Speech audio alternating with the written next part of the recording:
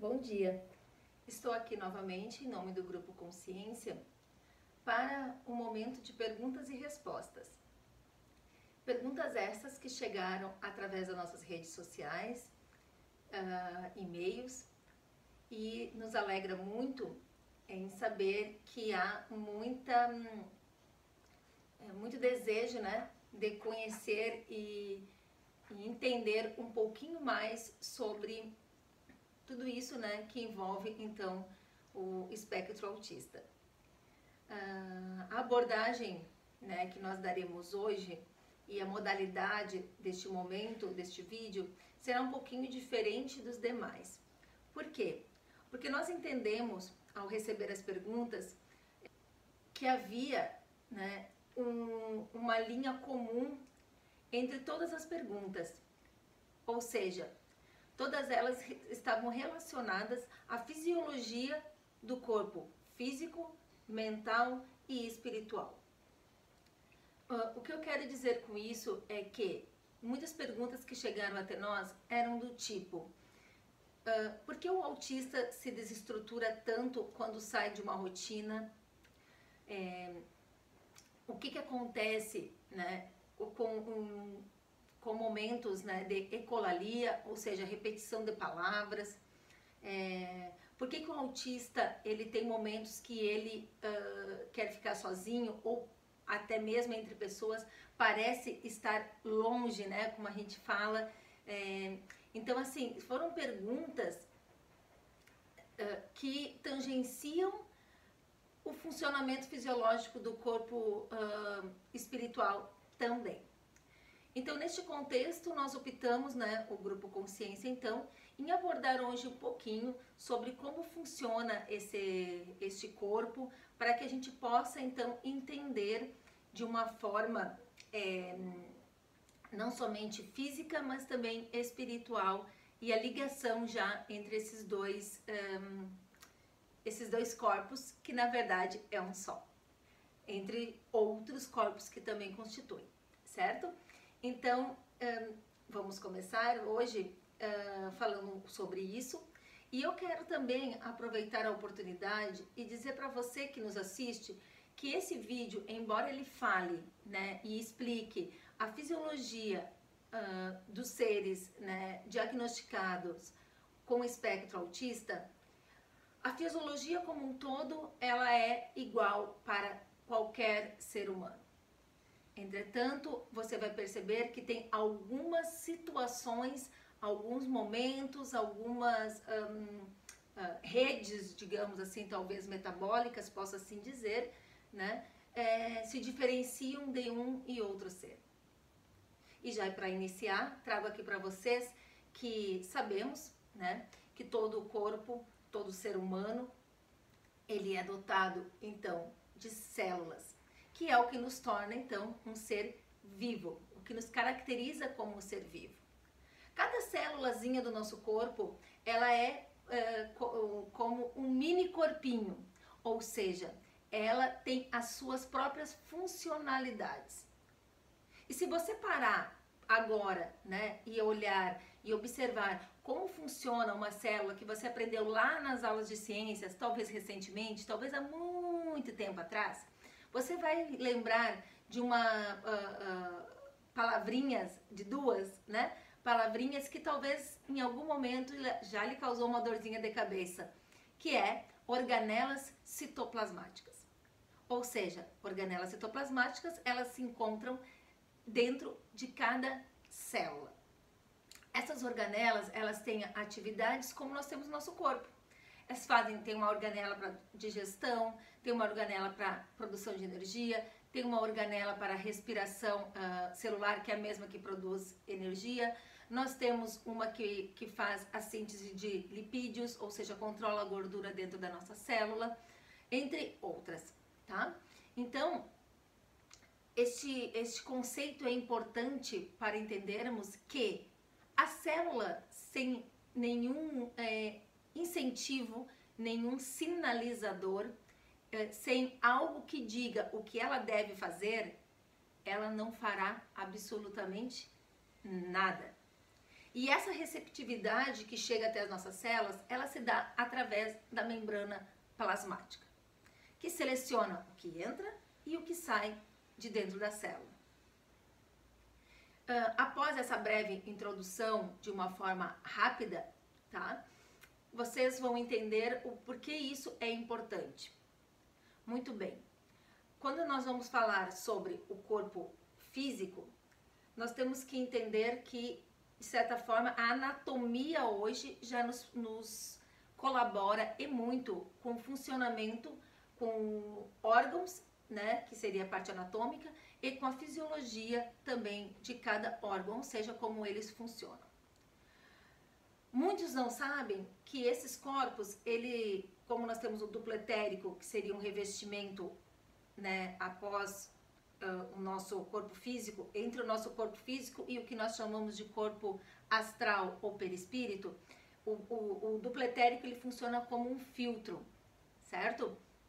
Ou seja, toda emanação que vem, né, pelo corpo perispiritual ou até mesmo pelo corpo mental, que vem logo após o perispiritual, chega, né, no duplo etérico e ele pode, de certa forma, em alguns momentos, amenizar um pouco essa irradiação para o físico, ou então ele chega com uma descarga, digamos, energética, densa ou não, muito intensa.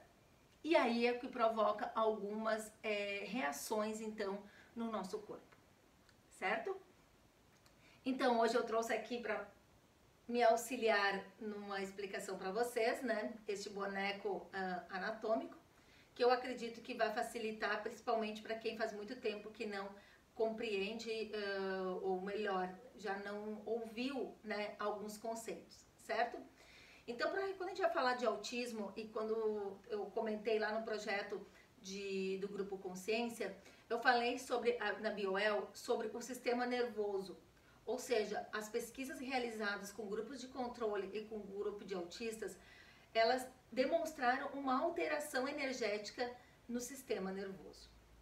Então, o sistema nervoso que nós vamos falar é o sistema nervoso central, ou seja, a parte do cérebro, né, a parte toda do cérebro e suas divisões, e a coluna vertebral, né, nossa coluna que não dá pra gente visualizar aqui no boneco, mas ou seja, o cérebro e a nossa coluna. Esse é o sistema nervoso central, é isso que coordena o nosso corpo. E dentro do sistema nervoso central, nós temos o sistema nervoso autônomo, são subdivisões. O sistema nervoso autônomo, ele controla tudo sem a gente precisar pensar. Nós não precisamos pensar se a gente tem que respirar, se nós temos que fazer uma digestão, se a nossa bexiga, o nosso rim tem que filtrar a água que está entrando, filtrar também o sangue, enfim, tá? Então, ou seja, ele é o sistema nervoso autônomo simpático, tá? Então, o sistema nervoso autônomo simpático. Ele é responsável, então, por realizar o funcionamento dos nossos órgãos, sem a gente precisar pensar e dar comando para cada partezinha que nos compõe, certo? E o que acontece?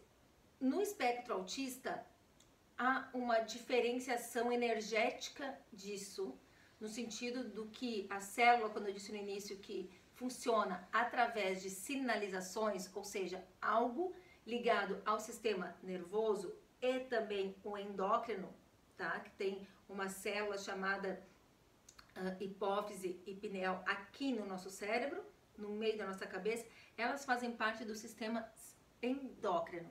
Então, o sistema nervoso e o sistema endócrino, eles andam junto na funcionalidade do nosso corpo. Uma vez que o sistema nervoso simpático, tá, recebe vinda, né, então, de uma descarga energética e atinge ao corpo físico, logo o cérebro, né, a nossa mente, com isso sinaliza os neurônios, que sinaliza o resto do corpo para que este funcionamento. Portanto, o sistema nervoso autônomo faz sozinho e também acaba, por sua vez, controlando tudo isso dentro do nosso corpo. Entretanto, existe paralelo a isso um sistema nervoso autônomo chamado parasimpático. Ou seja, o sistema nervoso simpático está lá, né, todo funcionando rapidamente, emanando energia, dizendo que a célula vai, você tem que produzir, você tem que fazer isso, aquilo, outro, por sinalizações químicas e magnéticas, e o outro vem, para, simpático, deu, é hora de voltar ao equilíbrio. Só que entre isso, esse funcionamento no autista, ele há um desequilíbrio. Então, o simpático sinaliza, tá? E essa sinalização, isso que vem do outro lado, são muitas vezes causados por, como é que eu posso dizer para vocês, personalidades psíquicas ou por situações que desencadeiam isso e em algum momento isso é sentido dentro deles, né, num cérebro, digamos, perispiritual. A grosso modo, e de uma maneira um pouco mais didática para entender isso, eu posso dizer que nós aqui, né, seres encarnados, nós normalmente dizemos, nós temos um gatilho, algo que nos desperta e nos faz fazer alguma coisa, né? Às vezes não entendemos o porquê. O porquê que eu tive medo de estar em algum lugar? O porquê que eu me senti assim? É nesse sentido, tá? Que acontece. Entretanto, entre os dois sistemas, é uma questão de luta e fuga, né? Do sistema nervoso simpático, e o sistema nervoso parasimpático, ele vem com uma questão de repouso, de voltar a um ritmo. Como eu estava dizendo, então, no autismo, isso, para o sistema nervoso parasimpático fazer essa funcionalidade e fazer com que, então, venha ao encontrar um equilíbrio, as células diminuírem o seu ritmo, né, e voltar, então, à funcionalidade de uma forma mais tranquila, dependendo do desencadeador, isso pode demorar horas. E mesmo assim, em alguns momentos, ainda quando se está em equilíbrio, se há resquícios disso que pode ainda continuar por algumas horas, quando não dias, tá? Então, seria nessas duas premissas que acontece isso. O que nós temos que ver aqui, por onde entra, né? Como assim essas irradiações? As irradiações, elas se conectam principalmente aqui pela glândula pineal, que é a nossa anteninha, digamos, né? É do sistema endócrino, que é o nosso receptor do que chega até o nosso corpo, tá bom? Então, quando fala assim, que é algo que desestruturou, enfim, por quê? Porque são seres que eles estão, digamos assim, eles são, não quer dizer a palavra treinados, mas eles precisam de uma rotina para fazer sempre a mesma coisa, porque se eles são metódicos, posso assim dizer, no sentido metódicos, no sentido de fazer sempre a mesma coisa e não dá para sair, né? O momento que sai dessa rotina é onde acaba a desestruturação, porque houve uma ligação em alguma parte aqui dentro do seu cérebro, né, que fez uma ligação direta com o cérebro perispiritual e, por sua vez, então, encontrou gatilhos que fizessem toda essa questão que eu acabei de explicar para vocês. O mesmo fato é da ecolalia. A ecolalia, por sua vez, né, repetição de palavras, pode sim, né, estar ligada, porque, primeiro, ele não está afim de conversar com ninguém. Segundo lugar, ele está tão dentro daquele sistema, digamos, de isolamento no seu mundo, né, que por sua vez ele não está nem sequer escutando. É como se houvesse um afrouxamento, que a gente fala do dupletérico, tá? E há uma questão, como é que eu posso dizer assim, até mesmo uma questão, vamos supor, de uma forma mais simples, até uma questão mediúnica, tá? Porém, há uma conexão, então, dessas personalidades psíquicas, né? E aí, então, sobressai isso para o corpo, tá? Então, quando ele está nesse momento que ele repete as palavras, é porque ele não está conseguindo sair deste sistema. Ou seja, ele não está conseguindo sair desta conexão. Ele não consegue mais fazer mais nada. É como se a sua mente física, atual, né, do fulano de tal, está funcionando com uma mente lá do perispírito, tá? Eu sei que por suas vezes isso é tão complexo, mas eu espero também que nos próximos vídeos que nós temos aí uma intenção muito boa, né, em clarear um pouquinho mais sobre a biologia espiritual, e isso vai lhe clareando mais adiante, tá bom? Então é isso que acontece, seja em questões agressivas, seja em questões de estar falando uma coisa, daqui a pouco já está falando sobre outra, tá? Ou seja, aquelas oscilações, a gente chama isso de oscilações de personalidade, tá? Alternância de personalidade, desculpe.